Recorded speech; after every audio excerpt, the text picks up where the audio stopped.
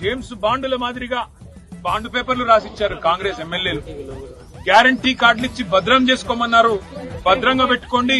100 రోజులు మీరు భద్రంగా పెట్టుకుంటే 101వ రోజు మా వాళ్ళు వస్తారు, వచ్చి మీకు ప్రతిదీ అమలు చేస్తారని చెప్పి ఆనాడు బొంకి నమ్మబలికి ఓట్లేయించుకొని ఓడ మీదున్నప్పుడు ఓడమల్లన్న, ఒడ్డుకెక్కినాక బోడమల్లన్న అన్నట్టు 3వ బడ్జెట్ లో కూడా గ్యారంటీ అన్న మాట లేకుండా, డిక్లరేషన్ అన్న మాట లేకుండా ఇవాళ ప్రతి వర్గాన్ని వంచిస్తున్నది కాంగ్రెస్ ప్రభుత్వం. బలహీన వర్గాలకు 1,00,000 కోట్ల బడ్జెట్ అన్నారు.